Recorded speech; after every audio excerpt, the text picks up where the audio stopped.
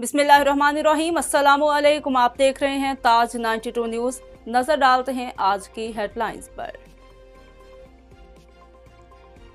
खबर शामिल करेंगे दड़ों से। मुख्तार अली खोखर की रिपोर्ट के मुताबिक दड़ों में गांव मकीनों का दड़ों पुलिस के खिलाफ एहतजाज। मुकदमे में नामजद मुलजमान की गिरफ्तारी का मुतालबा। दड़ों में गांव मकीनों ने मासूम बच्चों के साथ दड़ों थाने में झगड़े के मुकदमे में नामजद मुलजमान की अदम गिरफ्तारी के खिलाफ एहतजाज किया।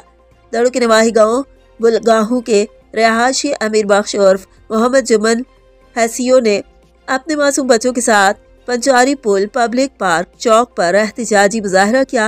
इस मौके पर गाँव मकीन अमीर बख्श उर्फ जुमन हसीियों ने मीडिया से बातचीत करते हुए कहा कि बासा मुलजमान ने 2 माह कबल प्लाट के तनाज़े पर डंडों और कुल्हाड़ियों से हमला करके हमारी टांगे और बाजू तोड़ डाले।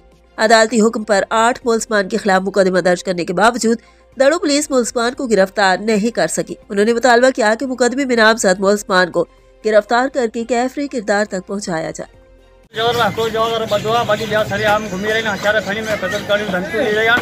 अब कल बच कर पुलिस गुजरना तैयार ना है। सियासी वजह सिफारत है यहाँ तक पैसेंजर को माला आकर हकरो तो आए ना मुसान साहब छोटा सोचिए मुसान साहब जे ना मुश्किल था अकेलो सुतल औलाद अकेलो सारो कमा यहाँ प्लाट मुझे फ्री ढाडे जो जिते कब्जो करो वेठा ये ऑपरेशन कर राडू हड़ाई मुझे शिक्षित वगैरह जो काटू हर चीज़ शिक्षण कोरत ऑर्डर करा देना पुलिस मुझे बुलाना तैयार ना है।